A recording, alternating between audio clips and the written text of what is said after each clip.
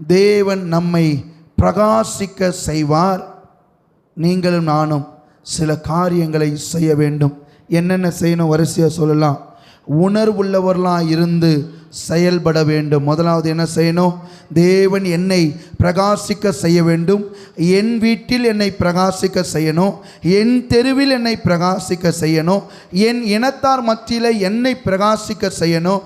என் வேலையிலே, என் தொழிலிலே, என் பள்ளியிலே, என் கல்லூரியிலே நான் எல்லாருக்கும் முன்பாக பிரகாசிக்கணும்னு நினச்சிங்கன்னு சொன்னால், எல்லாருக்கும் முன்பாக மேன்மையாக இருக்கணும்னு நினச்சிங்க சொன்னால், முதலாவது உங்களுடைய இருதயம் உணர்வுள்ள இருதயமாக இருந்து வசனத்தை கேட்டவர்களாக மாத்திரம் இல்லாமல் அதை செயல்படுத்துகிறவர்களாக இருக்க வேண்டும். முதலாவது.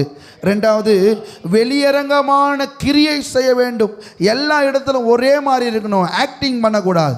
மறைமுகத்தில் ஒளிபிடத்தில் தவறான காரியங்களையோ பரிசுத்தமாக இருக்கும்போது நடிக்கிற காரியமே இல்லாதபடி எல்லா இடத்துலையும் தேவன் பார்க்கிறார் என்கிற உணர்வோடு வெளிப்படையான வாழ்க்கை மிக அவசியம்.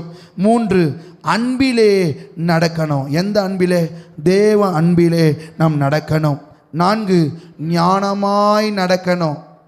ஞானமற்றவர்களைப் போல் அல்ல, எந்த இடத்திலும் ஞானமாய் நாம் நடந்து கொள்ள வேண்டும். 5, காலத்தை பிரயோஜனப்படுத்தணும். எந்த நேரமாக இருந்தாலும் சரியான நேரம் காலம் வரும்போது அதை பிடிச்சி என்ன செய்யணும்?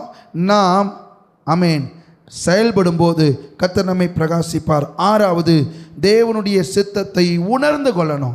இதுவரைக்கும் தேவனுடைய சித்தத்தை கேட்காம இருந்தோம்னு சொன்னால், இனிமேருந்து தேவனே என்னை குறித்த உம்முடைய சித்தம் என்ன, இந்த நாளில் உம்முடைய சித்தம் என்ன, அதை நான் செயல்படுத்த எனக்கு உதவி செய்யும் என்று தேவனுடைய சித்தத்தை நாம் உணர்ந்து கொள்ள வேண்டும். 7, தேவ பயத்தோடு ஒருவருக்கு ஒருவர் கீழ்ப்படியணும்.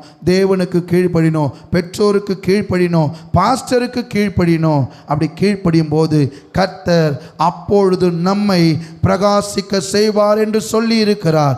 எப்போது? இவைகளை நான் செய்யும்போது கர்த்தர் என்னை எல்லார் முன்னிலையிலும் பிரகாசிக்க செய்வார். எல்லார் முன்னிலையிலும் மேன்மையாக வைப்பார். எல்லார் முன்னிலையிலும் என்னை உயர்ந்த அடைக்கலத்தில் வைப்பார். நீங்களும் நானும் செய்ய வேண்டியதை மாத்திரம் செய்து தேவனை மகிமைப்படுத்தும் போது எல்லாம் நன்மைக்கு ஏதுவாய் நடக்கும்.